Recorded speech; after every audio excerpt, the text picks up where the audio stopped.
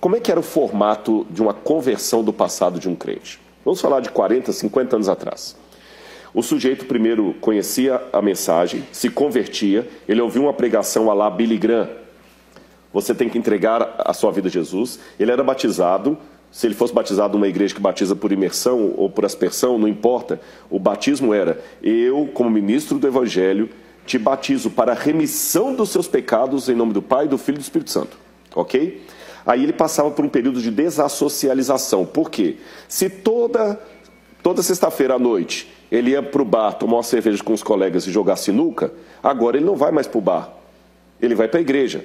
E esses colegas do bar falavam assim: o Zé agora é crente. Ridicularizavam. Ele mudava o jeito de vestir, que agora ele começava a botar um terno, que ele nunca botou terno para ir para a igreja. Ele mudava o jeito de vestir, a mulher dele mudava o jeito de vestir. Aí ele perde esses amigos. Ele vai para a igreja. A linguagem dele muda e ele começa a ser reassocializado na igreja. Aí a filha dele agora começa a namorar um menino da igreja. Ele mudou. O processo hoje é diferente. Nós temos um evangelho hoje que é um evangelho de serviço. O mercado descobriu um nicho a ser conquistado, que é o cristão consumidor.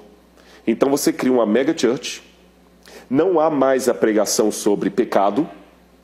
Aí o crente de hoje, ele quer ser cada vez menos sectário, menos minoria, menos incomodado. Ele quer uma religião mais personalizada, com um culto que o atraia, um culto coach, um culto que fala mais de autoajuda e não mais de pecado.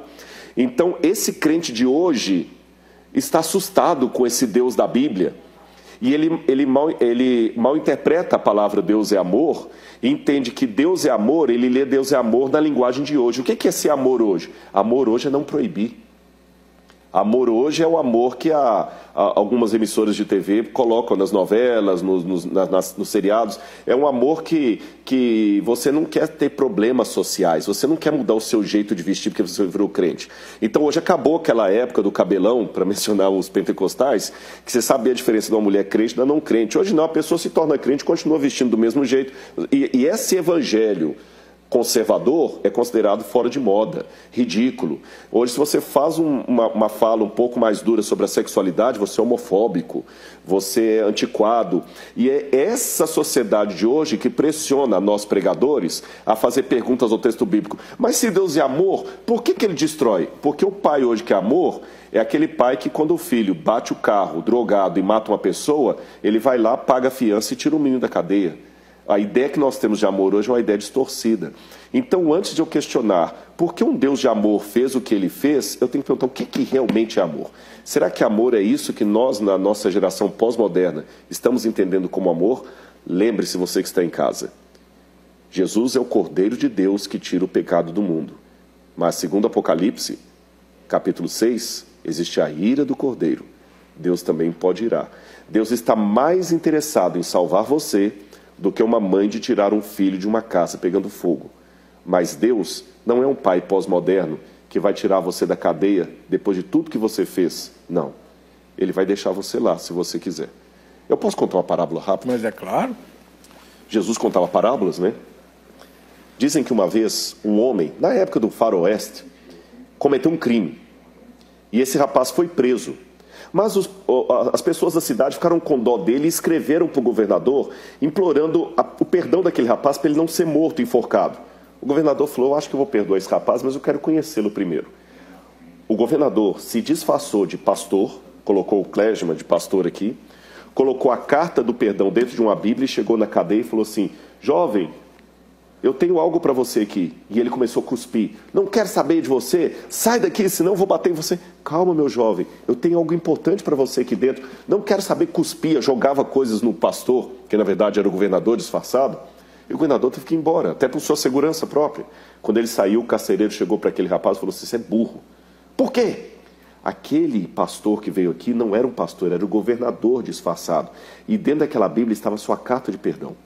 No dia do julgamento, irmão Weber, deram as palavras para aquele homem no cadafalso da forca. E ele falou: eu quero dizer algo, principalmente para os mais jovens. Eu serei morto daqui a poucos minutos, mas eu não vou morrer por causa do crime que eu cometi. Eu vou morrer por causa do perdão que eu recusei. Uau! Você que está em casa, ninguém vai para o fogo de enxofre por causa dos pecados que cometeram. Ninguém. Porque se eu falar que as pessoas vão para o lago de fogo por causa do pecado, eu estou colocando na obra um poder que ela não tem. A obra não salva, mas a obra também não perde. O que faz a pessoa se perder não é o pecado que ela cometeu, foi a graça que ele recusou. Agora, entenda uma coisa, qualquer ensino sobre salvação que não transforme a sua vida, que não mostre que Deus ama, mas ele também se ira, esse não é um ensino bíblico. Dietrich Bonhoeffer falava do mito da graça barata. A graça é de graça, mas não é barata. Então, essa é a coisa. Então, quando você lidar com o Deus do Antigo Testamento, que parece duro demais, pergunte, será que é Deus que é duro demais? Ou a educação de hoje que é demasiadamente frouxa? Uau! Essa é forte. Bom dia, irmãos. Nós estamos começando mais uma Escola Bíblica Dominical e nessa manhã especificamente nós vamos trazer a palavra do Senhor ainda em 1 João, no capítulo 1, e vamos dar sequência aí do versículo 5 até o versículo 10. Diferente de semana passada, onde nós falamos sobre comunhão, onde nós trabalhamos a comunhão que nasce do Verbo, que é Cristo, o Verbo da vida, que é Cristo. Hoje nós vamos falar sobre algo que alguns vão respirar fundo e vai dizer, duro é este sermão, mas que é tão necessário quanto você entender que a comunhão nasce de Deus e com Deus. Por quê? Porque se você não compreender e não for confrontado com o pecado, você nunca chegará ao arrependimento. E nunca chegando ao arrependimento, você nunca chegará até este Deus, até este Jesus que pode nos levar até Deus. E aí, nesta manhã, nós vamos falar sobre um tratamento radical contra o pecado. Um tratamento radical contra o pecado. E eu fiquei a pensar um pouco neste texto e me lembrei de um vídeo que eu assisti há um tempo atrás, eu vou até deixar para os irmãos, de um apresentador, agora eu me esqueci, um conferencista, e ele tratava o seguinte, que no passado os crentes eram de uma forma, quando eles entravam na igreja, eles começavam a observar os outros crentes e eles mudavam de comportamento. Hoje, a igreja muda de comportamento por causa das pessoas que entram. E isso é preocupante, né? Isso é preocupante, porque é como se nós estivéssemos nos adequando ao mundo e não o mundo adequando à igreja. E a Bíblia diz que a luz não combina com as trevas. E aonde Deus está, o pecado não está. E se eu vivo em pecado, eu preciso entender que preciso passar pelo processo do arrependimento. Pelo processo simples, que é o confronto com o pecado. E este confronto me levará ao arrependimento.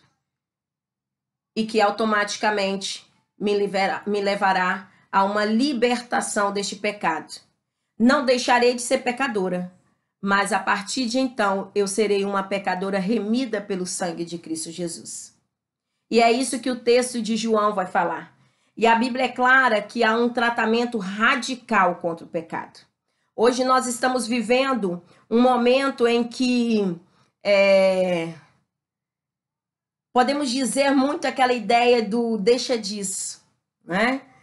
Já viu quando algumas crianças estão brigando e aí você diz assim, né? Ele fala assim, ele pegou meu lápis. Aí você, para não criar mais tumulto, não criar mais confusão, eu que sou professora, então a vira e mexe a gente se pega em situações dessas, aí você vira e fala bem assim, quem pegou seu lápis? Ah, ele pegou meu lápis. O lápis é seu? Não, o lápis diz que é meu. Aí alguns, né? Não é muito da minha prática, mas alguns vai falar assim, vamos fazer o seguinte, então toma, esse aqui é o seu lápis e esse aqui é o seu lápis.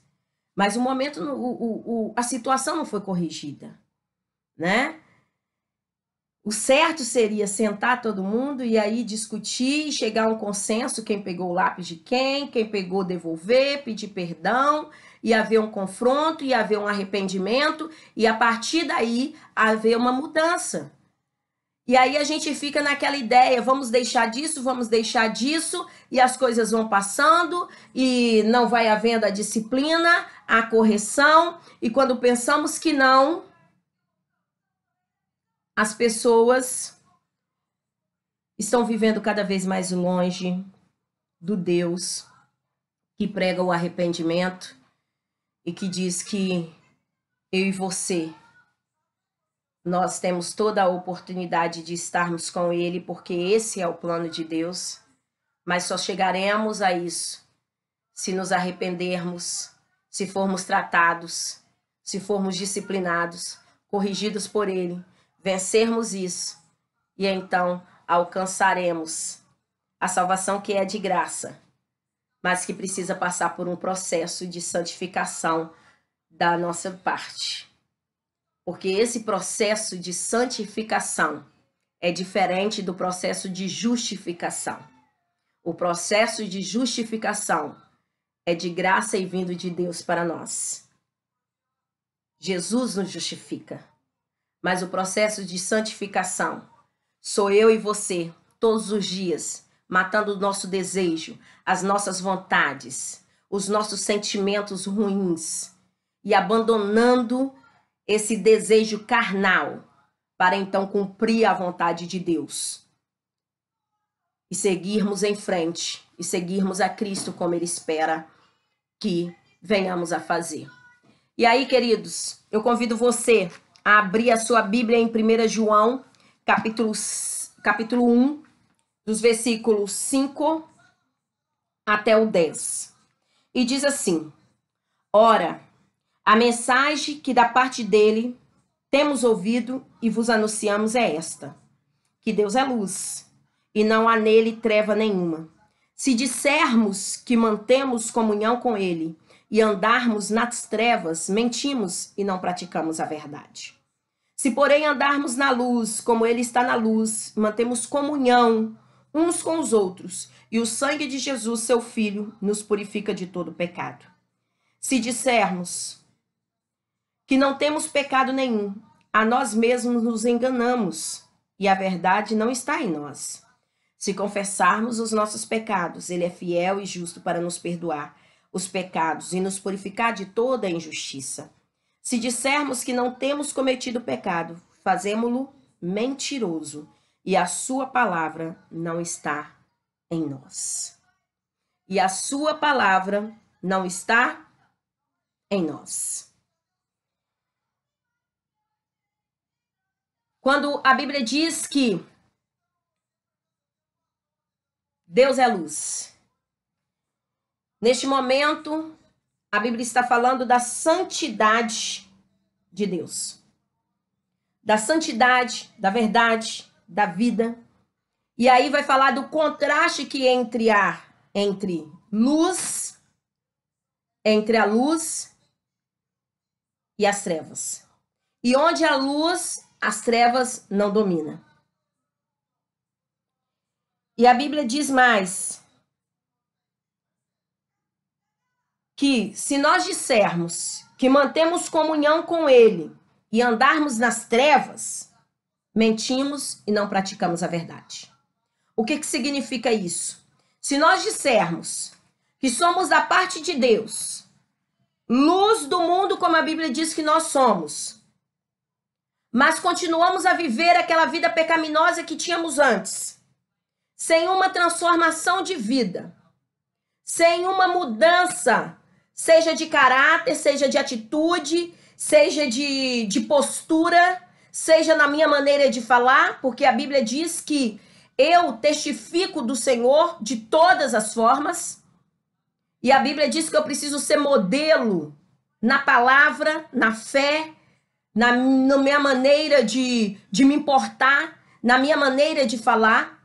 Então, se não há uma mudança, se não há uma transformação, e falo que vivo nessa luz, mas não há essa mudança, neste momento eu estou mentindo e não pratico a verdade. E aí, queridos, não é incomum ouvir um irmão ou irmã lamentando do padrão e exigência do ser crente. Às vezes fala assim, nossa, para ser crente precisa mudar tanto. Para ser crente eu preciso me portar dessa forma. Eu preciso me vestir dessa forma. E aí eu quero dizer para vocês o seguinte. Você não tem um modelo de roupa. Você não tem um modelo de fala. Mas você tem um modelo bíblico que é Jesus Cristo. Ele é o parâmetro para um verdadeiro cristão. Jesus, ele nos ensina como nós devemos nos portar. Então não basta simplesmente eu me tornar membro de uma igreja e não me adequar a esta palavra, porque a Bíblia diz que a partir do momento que esta palavra ela entra no meu coração e eu digo que aceito a Jesus Cristo, há uma transformação de vida. E eu começo a perceber que eu não mais me permitirei ser como antes, mas mudarei a minha postura, porque isso é naturalmente, isso é natural dos servos de Deus, isso é natural. Embora isso pareça um tanto injusto, é natural que seja assim. Quem está nas trevas vive e pratica as coisas das trevas. Mas quem está na luz procura viver as coisas que são da luz. E se você está na luz, quanto mais na luz você está, mais você quer ser uma pessoa transparente. Mais você quer mostrar ou você quer se identificar com as coisas que são de Deus. E aí, se os irmãos abrirem a Bíblia de vocês, lá em João 3:16, 21, vai falar exatamente isso. Que quando as obras são maus, é natural que se prefira as trevas, a fim de não serem arguidas as suas obras. Mas quem pratica a verdade, aproxima-se da luz, a fim de que suas obras sejam manifestas, porque feitas em Deus. Então, cada vez que eu percebo que alguns colocam que não querem se adequar ao verdadeiro cristão, e que semana que vem nós vamos falar exatamente sobre isso. Semana que vem, características do verdadeiro cristão. E hoje nós estamos falando um tratamento radical contra o pecado. E quando hoje, muitas das vezes a gente ouve de alguns, nossa, eu não quero ser como fulano, ou eu não quero parecer. Isso, que bom. Que bom que você não queria parecer com ninguém. Mas se você me disser que você não quer parecer com Cristo e com o que a palavra fala do Senhor Jesus, tem alguma coisa errada em você. Porque o discípulo se parece com o mestre. O discípulo se parece com o mestre, precisa se parecer com o mestre. E uma das coisas que acontece com o cristão, ou com o crente, vamos colocar dessa forma, o crente, ele é transformado. Ele muda de atitude. Ele muda do jeito de falar, do jeito de vestir, do jeito de se proceder. Ele começa porque o pecado que antes habitava nele já não habita dominando a sua vida. Ele continua sim sendo um pecador, mas agora um pecador remido pelo sangue de Jesus, onde ele não aceita mais que este pecado domine a sua vida. Ele entende que agora ele precisa viver uma vida na luz.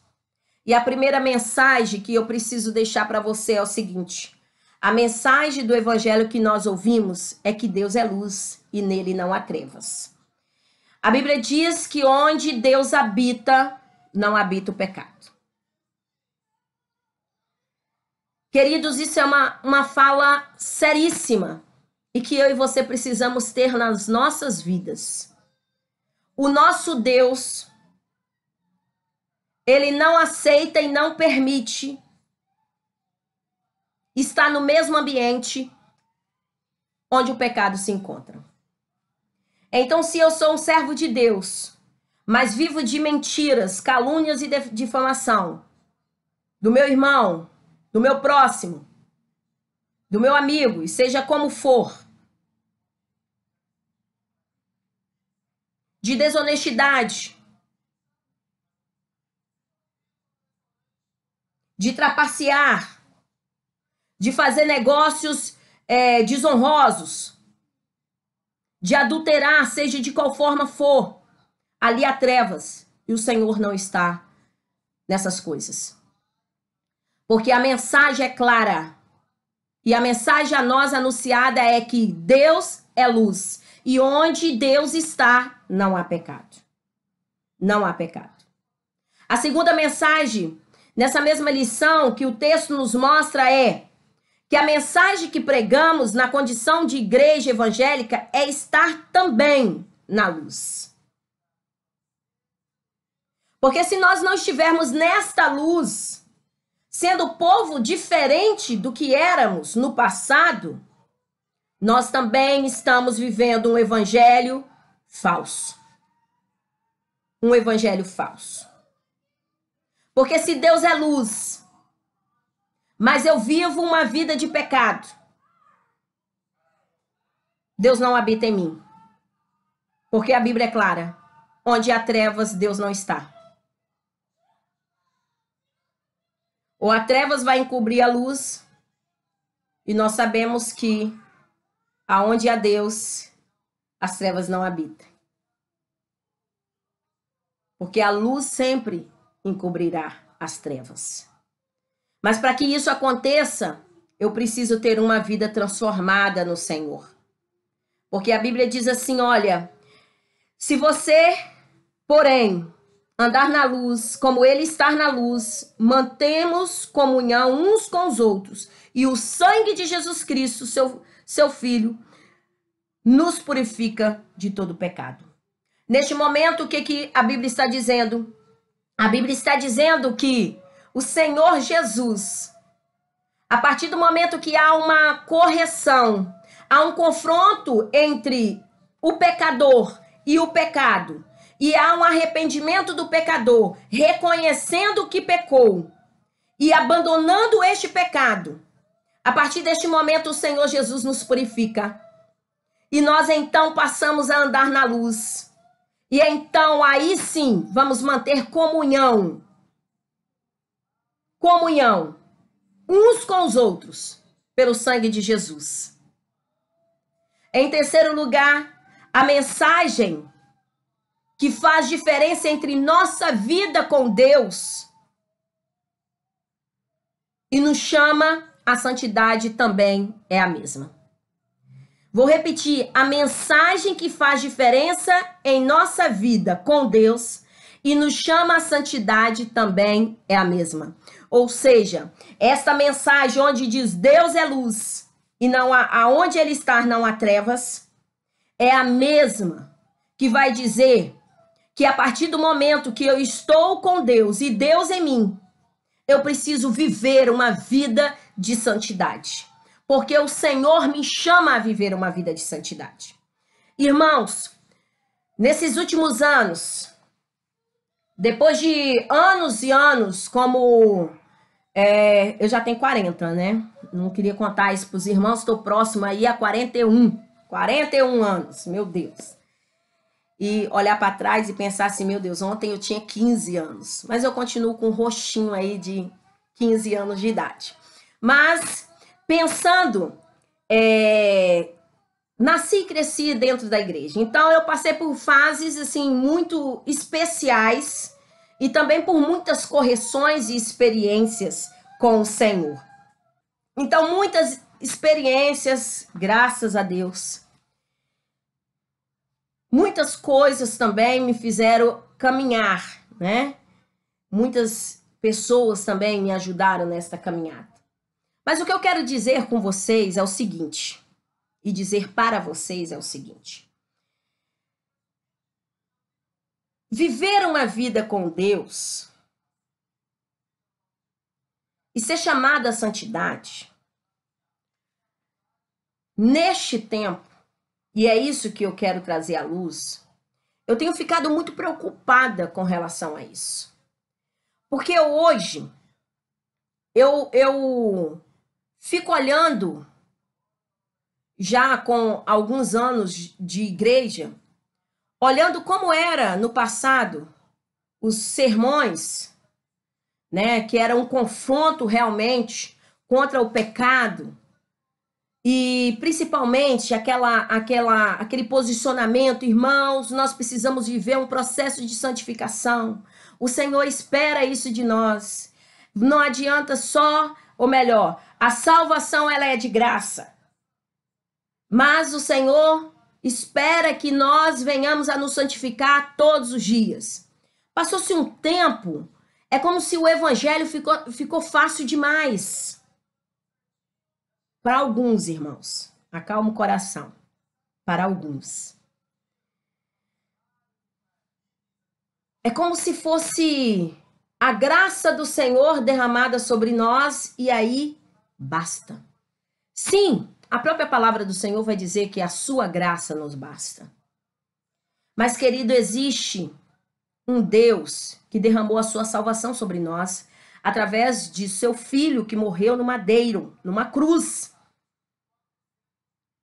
Cruz esta que era desonra para qualquer homem que morresse nela.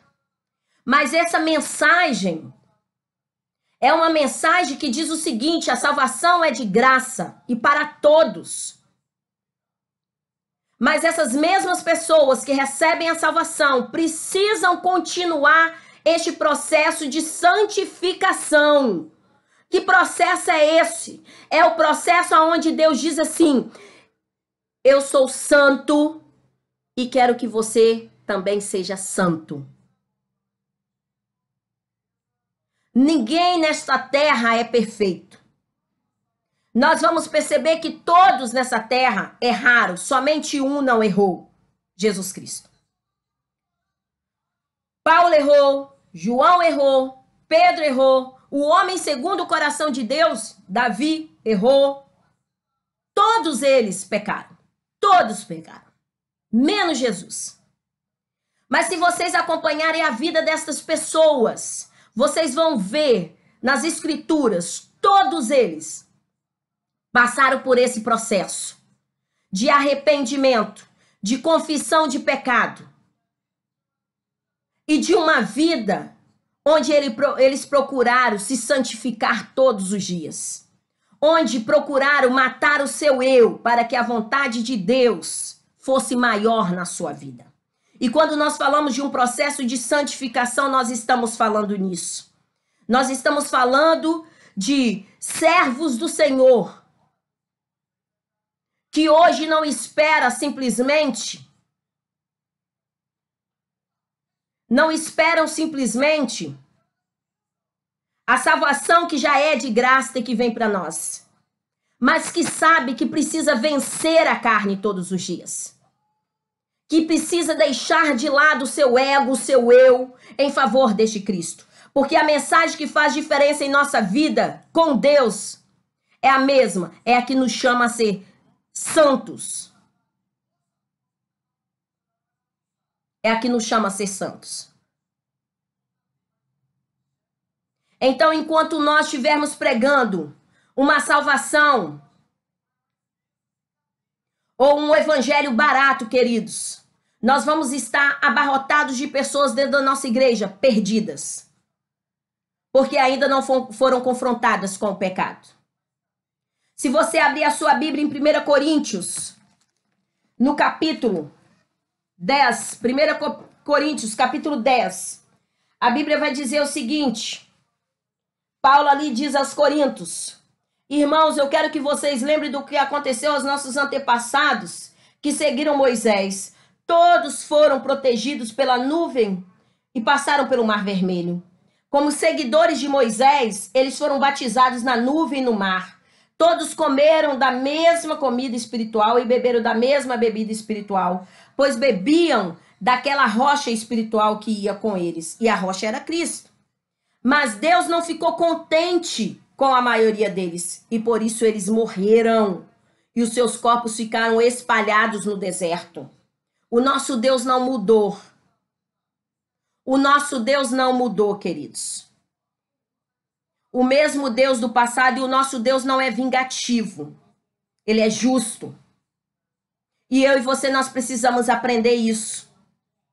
Ele é justo. Ele nos ama, mas ele corrige a quem ama.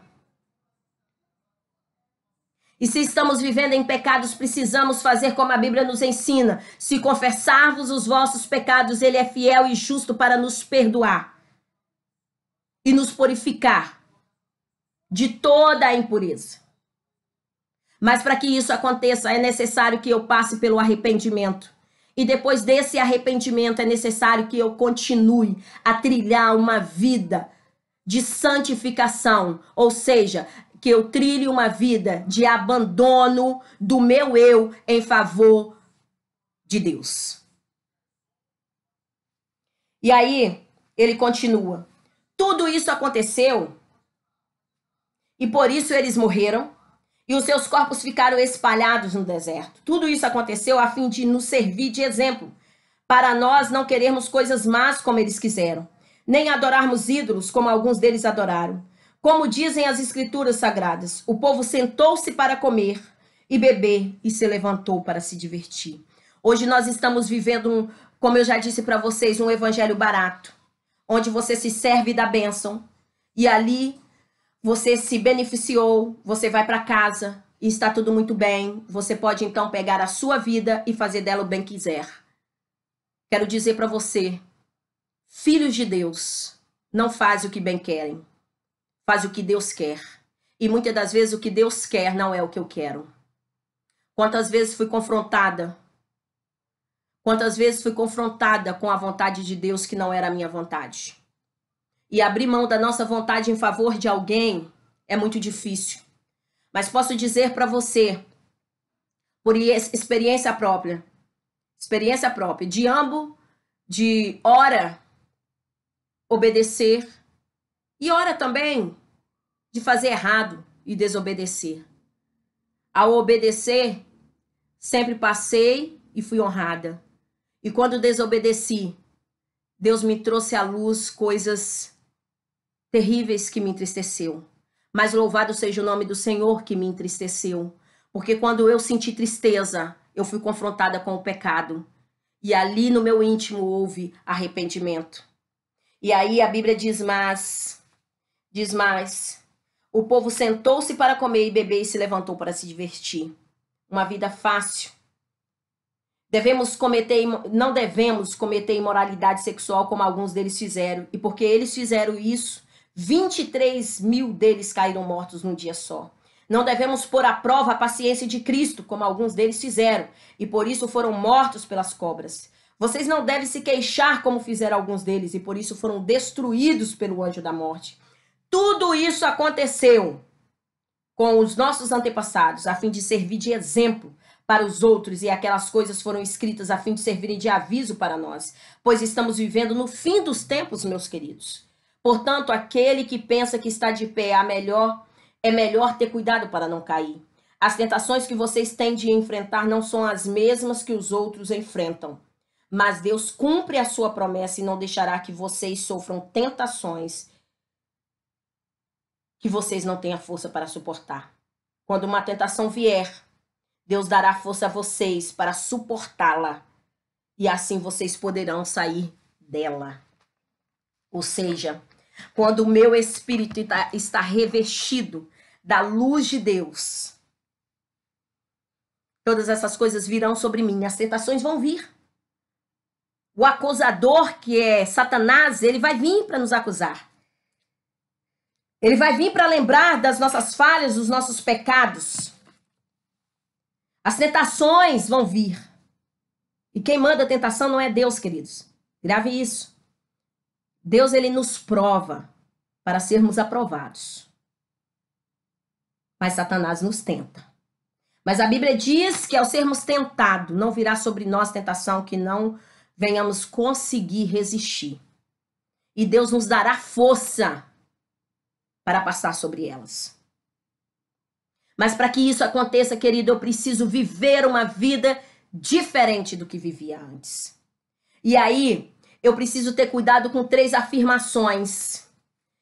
Eu primeiro apresentei para vocês 3 mensagens que é dita nesse texto de 1 João 5, do versículo 5 ao versículo 10 do capítulo 1. A primeira é, a mensagem do evangelho é: o que ouvimos e anunciamos, Deus é luz e onde ele está não há trevas. Se você vive em pecado, você precisa, em nome de Jesus, se reconciliar, se arrepender, confessar os seus pecados e receber perdão do Senhor. Porque Deus só vive aonde não há pecado. Somos pecadores, sim, mas pecadores que tomaram uma nova posição e fomos redimidos pelo sangue de Cristo Jesus. A segunda mensagem desse texto é que pregamos na condição da igreja evangélica, é que nós estamos aqui para ir pregar um evangelho verdadeiro, não mais algo que seja barato, algo que venha satisfazer o nosso ego. Nós pregamos a Cristo Jesus, que transforma, que muda e que precisamos viver um processo de santificação. Sem isso, é impossível você alcançar o reino. A salvação é de graça. A justificação é vinda de Jesus Cristo. Mas o processo de santificação é você que passa. E Deus está com você em todos os momentos. E a terceira, a mensagem que faz diferença em nossa vida com Deus e nos chama a essa mesma santidade. E aí, 3 afirmações perigosíssimas que têm abatido dentro das igrejas e têm, na verdade, sido feitas como verdades. E isso são afirmações que nós precisamos urgentemente retirar do nosso meio. Queridos, a primeira delas é a negação do poder do pecado. Meu amado irmão, o pecado destrói, o pecado mata. A Bíblia é clara quando diz: e o salário do pecado é a morte. Quantas vezes nós estamos passando por situações difíceis e não entendemos que é por causa dos nossos pecados? Quando isso vier sobre você, quando isso acontecer e sobrevir sobre você, para tudo e pergunte a Deus: o que está acontecendo, Senhor? Falhei em alguma coisa? O Senhor precisa trazer à luz a minha memória algo que eu deixei passar despercebido? Porque às vezes há pecados que ficam ocultos até para nós mesmos, queridos. E nós precisamos pedir ao Senhor que nos faça lembrar, para que possamos confessar e assim a recebermos do Senhor o perdão. Mas jamais negue o poder do pecado. Porque o pecado, infelizmente, ele veio para destruir o homem. Ele veio para destruir o homem. E negar essa natureza, quero dizer para você, é mais uma vez pecado. Esta negação de que você não está cometendo pecado, de que você está fazendo tudo muito certo, de que você falou algo que não era verdadeiro, mas que você estava certa, isso é pecado. Que você usou, por exemplo, às vezes nós, líderes, nós que estamos à frente, que às vezes usamos muito púlpito, que falamos da palavra do Senhor, nós temos que estar sempre vigilantes, porque às vezes nós podemos usar a palavra do Senhor para atingir alguém. E se eu faço isso, querido, eu estou cometendo pecado. E se eu não me corrigir, e se eu negar na minha mente, no meu coração e dizer não, não existiu isso, mais uma vez isso é pecado. Isso não pode acontecer. Então, cuidado. O pecado tem poder. E ele pode dizer para você que não é bem assim. Não, não foi nada não, foi só uma desavençazinha. Ah, não foi nada não, eu só peguei e ia devolver. Ah, não foi nada não, eu só contei essa mentirinha para minha mãe porque eu não queria deixar ela magoada. Foi melhor assim. Cuidado. O pecado veio para matar. E lá em Romanos nós vamos ver, o salário do pecado é a morte. E se você acompanhou a leitura de 1 Coríntios 1, você percebeu, 1 Coríntios 10, perdão, você percebeu que aqueles que viveram com Deus, desfrutaram da nuvem, passaram o mar vermelho, comeram da bebida, comeram e beberam daquilo que era espiritual, porque veio da parte de Deus. Mas foram os mesmos que pecaram.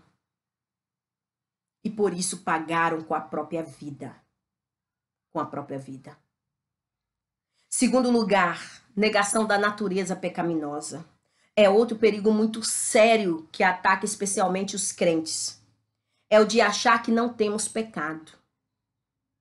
Quantas vezes nós nos colocamos numa posição por acharmos que já alcançamos a sabedoria espiritual, já temos a maturidade, somos salvos em Cristo Jesus. Então, nós somos diferentes das pessoas do mundo.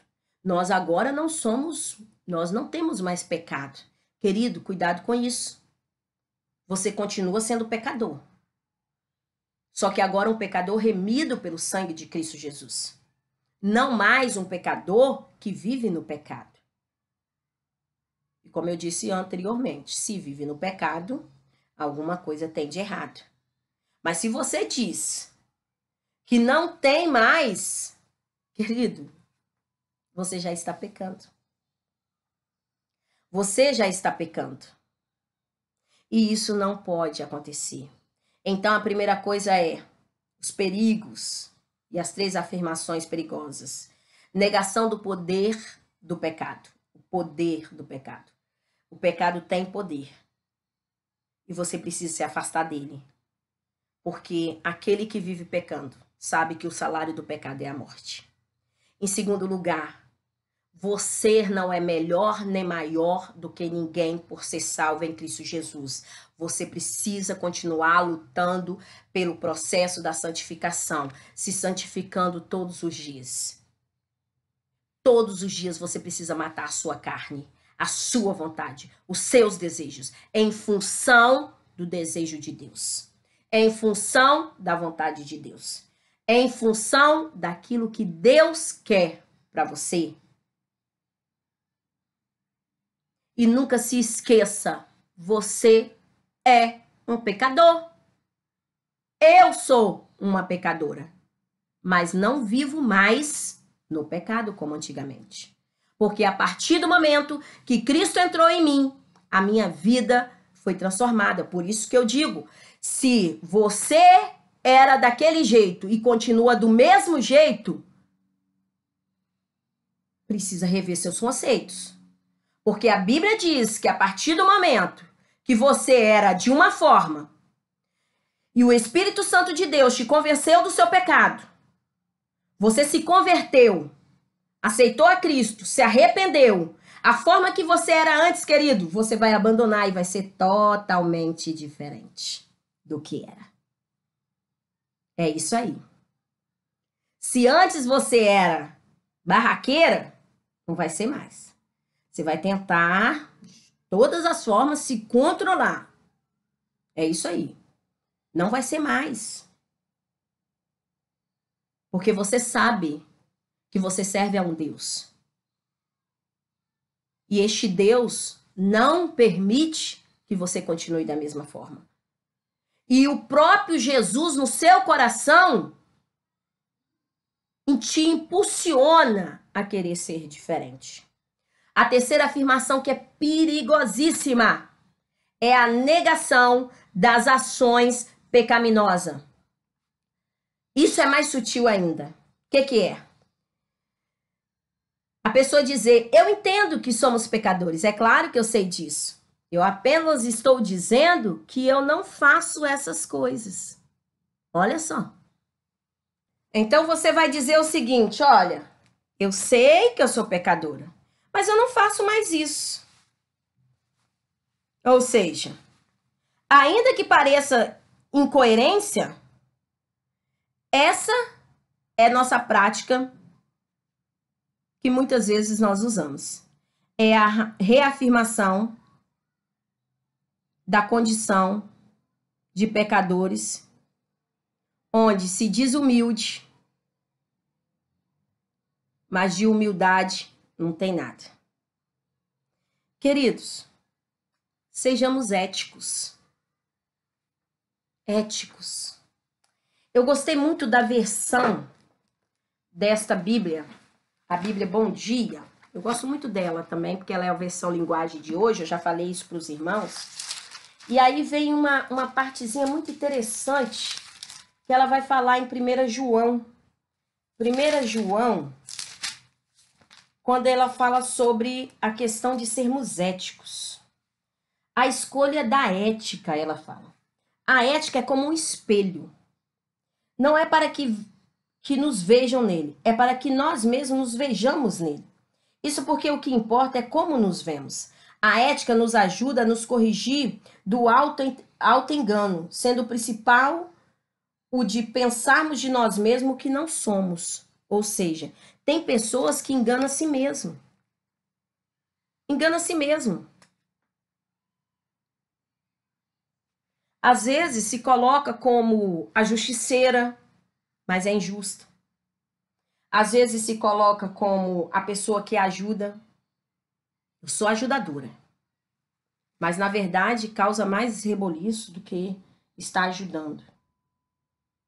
Às vezes se coloca como alguém que está sempre pronto a resolver as questões, sendo alguém compassivo e pacificador, mas na verdade é a pessoa que leva a gasolina e o fogo ainda, e o fósforo para arriscar e fazer a fogueira, acender a fogueira. É isso aqui. É a negação das ações pecaminosas. Eu sou pecador, mas eu não faço isso. Eu já vi situações assim. De muitas vezes, pessoas se portarem como compassivos, pacificadores, e, na verdade, estarem criando muito mais tumulto do que propriamente estarem usando de ética e de uma coisinha simples. Pessoas perdoadoras, que assumem que são pecadores tanto quanto o outro. E aí, me faz lembrar a história de Davi. Davi e Natã. Lembra? Davi e Natã, o que aconteceu? Davi foi lá, se apaixonou por Batseba. Batseba era uma mulher casada. Davi um dia deixou seu exército, resolveu descansar.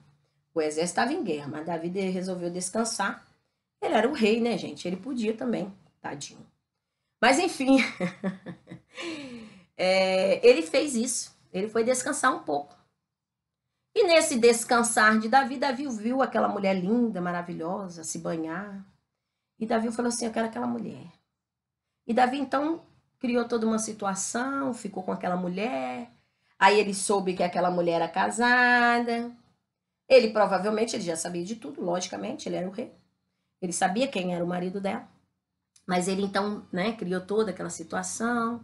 Vocês sabem que primeiro ele tentou enganar o marido, depois ele tentou de todas as formas fazer com que o marido achasse que tinha, porque ela engravidou, achou que ele tinha um filho com ela. E no final das contas, Davi viu que o pecado dele era tão grande, porque até então ele não entendia como pecado. Ele simplesmente deu um jeito de fazer com que aquele homem voltasse para a guerra e ficasse bem de frente com o inimigo.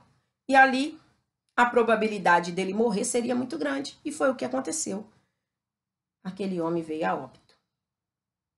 Aí um dia o profeta foi na casa, né? Porque Deus espera isso de nós.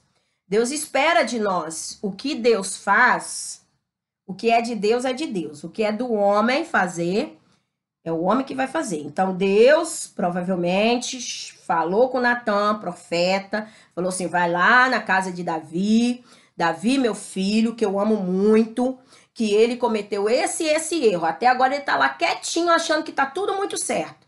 Mas eu quero que você vá lá e faça isso. Deus faz isso com a gente, tá, irmãos? Às vezes nós somos aqueles que vamos lá com amor, que vamos lá no nosso irmão, vamos mostrar para ele. E se o nosso irmão entender, glória a Jesus, nós ganhamos um irmão, tá? E quem é de Deus ouve a voz de Deus. Natan foi, chegou lá, Deus então já tinha falado com o profeta então contou uma historinha para Davi. Olha, Davi tinha um homem que tinha uma fazenda imensa, cheia de ovelhas. E tinha um que só tinha uma ovelhinha, tadinho. Mas aquele que era cheio de ovelhas, gostou bem daquela única ovelhinha daquele homem. E pegou aquela ovelha para ele. Olha só que coisa. Ah, Davi, quando ouviu aquilo, Davi ficou indignado. Davi falou, esse homem é digno de morte. Este homem deve morrer. Naquele momento, Natan, com toda a sabedoria, porque é uma das coisas que a gente precisa ter, e Deus todos os dias me lembra disso, tranquilidade, mansidão, brandura e sabedoria, porque a sabedoria é o temor do Senhor. E aí, isso é um tratamento contra o pecado, radical, inclusive. E aí, quando Natan ouviu isso de Davi, Natan calmamente virou para Davi e disse assim, pois é, meu querido, eu quero te falar que este homem é você. Este homem é você. Olha o pecado vindo à tona. Naquele momento, Davi poderia dizer assim, de forma nenhuma. Mas, queridos, onde Deus habita e onde há o Espírito Santo de Deus, a consciência. E o Espírito Santo nos traz essa consciência. E naquele momento eu imagino, Davi deve ter parado e ficado em choque. Ele foi confrontado com o pecado dele. E ele entendeu o que ele tinha feito. E ali é provável que ele parou tudo. E a Bíblia diz que Davi, ele se humilhou diante de Deus.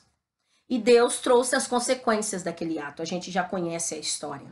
Mas o que é mais interessante desta história é que Davi, ele se rasgou diante de Deus. As consequências foram pesadíssimas pelo pecado. Mas uma coisa é certa, quando Davi, ele entendeu que ele era o pecador e que ele tinha cometido aquele pecado, ele abandonou aquele pecado. E ele deixou aquilo para nunca mais voltar a fazer.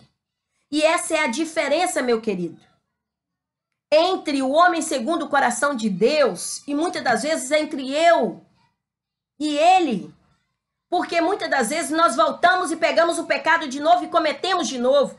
Davi, ele foi considerado um homem segundo o coração de Deus porque ele abandonou aquele pecado. E ele deixou para nunca mais fazer.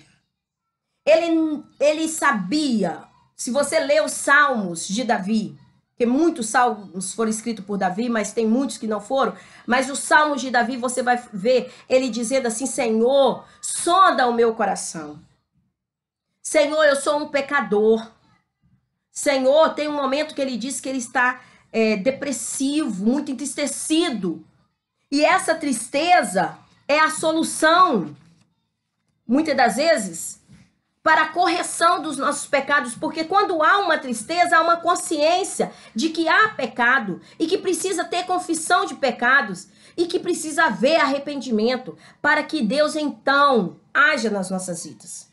Meu querido, não negue a ação pecaminosa. Não negue que há poder no pecado. Entenda, abandone este pecado. Entenda, não somos melhores nem maiores. Todos nós seremos tentados todos os dias, porque o nosso acusador é Satanás e ele quer nos destruir. Então, todos os dias ele vai fazer isso com as nossas vidas. Então, aprenda que quando o Senhor, porque Deus faz isso porque nos ama, quando o Senhor trouxer à luz tudo aquilo que nós fizemos, simplesmente se apegue nesta palavra que é linda, linda. Se confessar-vos os nossos pecados, ele é fiel e justo para nos perdoar os pecados e nos purificar de toda a injustiça. De toda a injustiça. Mas se nós dissermos que nós não cometemos pecados, queridos, nós estamos fazendo mentiroso a própria palavra de Deus. E Deus não mente. Deus não é homem para mentir. Todos nós pecamos. Mas hoje nós somos pecadores que assumiram um caminho diferente porque Cristo entrou nas nossas vidas. Lembre-se, enquanto nós negamos o pecado, ou lhe damos outro nome, ou tentamos nos justificar, nós estamos tentando amenizar a ação maléfica deste pecado. O malévola, né? Somos facilmente levados ao engano. Estamos enganando a nós mesmos, enganando o próximo, mas não enganamos a Deus. E isso faz com que nós caminhemos cada vez mais rápido para a morte. E como diz a Bíblia, um abismo chama outro abismo.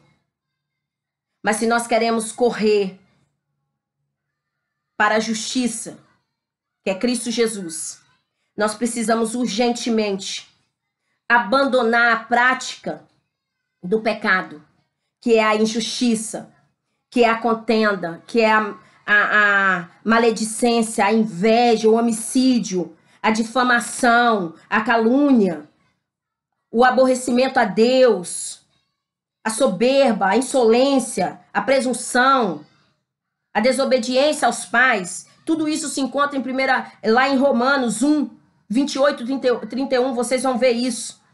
Para quê? Para que nós possamos viver uma vida de arrependimento e de santificação no nome do Senhor Jesus. E aí, se você pegar a Bíblia lá em Isaías 1,6, vai dizer assim: desventurado o homem que sou, quem me livrará do corpo desta morte? E aí a Bíblia diz: graças a Deus por Jesus Cristo, nosso Senhor. Romanos 7, 24, 25.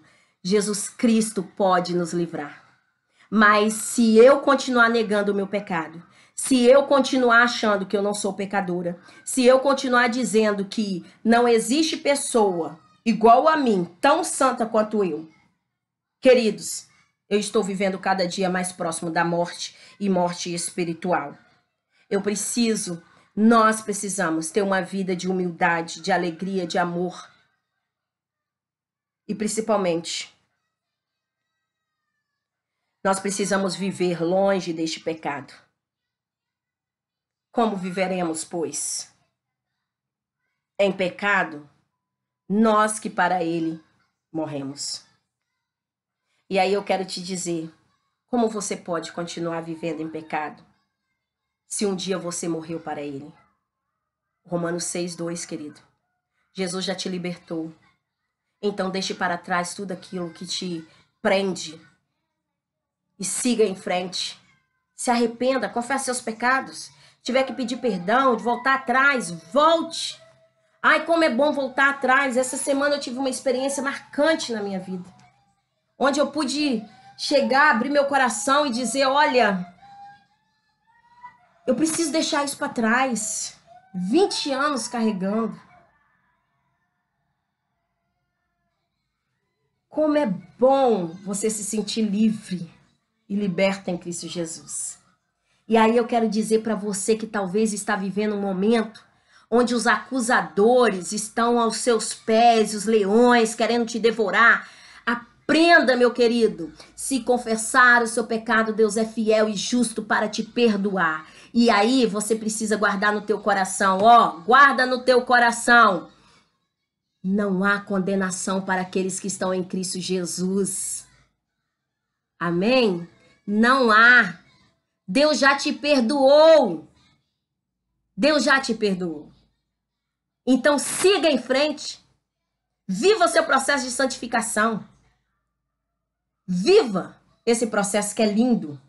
É doloroso. Tá? A gente engole às vezes a seco. É mudar muita coisa em nós. Às vezes mudar o nosso temperamento, o nosso jeito de ser. Mas isso é Deus em nós. E Ele nos ajuda a passar por isso. Mas uma coisa é certa. A gente faz com amor. A gente faz com prazer. E no final, queridos, eu quero ter a mesma alegria de quando eu era menina e ouvia os meus pastores falando. Tem uma irmã que ela faleceu, eu acho que eu não tinha chegado aos meus 15 anos, mas ela não sabia ler, ela pedia pra gente ler para ela na igreja. E ela falava do céu como se fosse, eu ficava imaginando aquele céu que ela contava, aquela coisa linda. Então eu quero imaginar isso. Eu quero caminhar para este céu e eu quero convidar você a caminhar para essa coisa linda. O viver aqui é muito rápido. Então não se prenda a essas coisas. Não se prenda.